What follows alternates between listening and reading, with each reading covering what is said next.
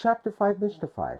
We have learned in Chapter 4, Mishnahs 3 through 5, that before a blemished Bechor may be slaughtered, it must be shown to a sage who is an expert in the laws and nature of animal blemishes, and who has received permission from the Nasi or an ordained court in Eretz Yisrael to examine blemished Bechors. The expert must determine whether the blemish is permanent, which allows the Bechor to be slaughtered, or only temporary, which does not permit it. This Mishnah first addresses whether Kohanim are believed to say that an animal was shown to be that an animal is shown to an expert, and then discusses further particulars regarding when an animal can be permitted with a blemish. A Kohen is believed to say, I showed this Bechor to an expert, and he ruled that it is permanently blemished and permitted for slaughter. Although Kohen is suspected of inflicting a blemish on a Bechor so that he can slaughter or sell it, he is not suspected of slaughtering an unblemished Bechor outside of the Beis Hamikdash, which carries the penalty of kares. The Kohen is therefore believed to testify that a sage ruled the Bechor's blemish to be permanent, and the Bechor is permitted.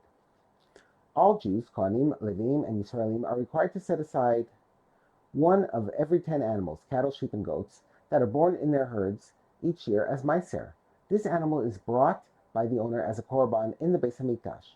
If it develops a blemish, it is not offered as a korban, and may be slaughtered and eaten anywhere by its owner. As with the Bechor, the blemish must have occurred on its own.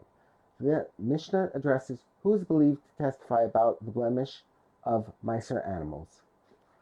All people, including the animal's owner, are believed regarding the blemishes of the animal's meiser, i.e. to testify that the blemish in a meiser animal was not intentionally inflicted. Had the owner wished to permit his meiser animals, he did not need to testify falsely.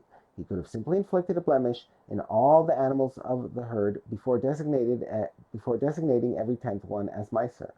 All the meiser animals would thus be blemished and permitted for slaughter immediately. Since he could have achieved the same result in a permissible way, we have no reason to suspect him of sinning by deliberately inflicting a blemish on a meiser animal after it has been sanctified and thus testifying falsely about how the blemish occurred. The Mishnah returns to the laws of Bechoros and discusses whether an expert is required to inspect the blemish when it is clear to everyone that the blemish is one that permits the Bechor slaughter.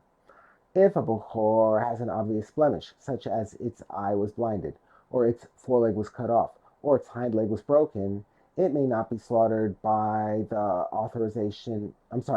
It may be slaughtered by the authorization of 3 members of the congregation, i.e., 3 ordinary Jews who are not experts. Since the Bechor is clearly permitted and does not require the knowledge and authorization of an expert. Rabbi Yossi, however, says, even if there is a court there made up of 23 judges, i.e. lower Sanhedrin, which may rule on cases involving the death penalty, but none of the judges are authorized to rule on the blemishes of a Bechor, the Bechor may be slaughtered only on the basis of the ruling of an expert.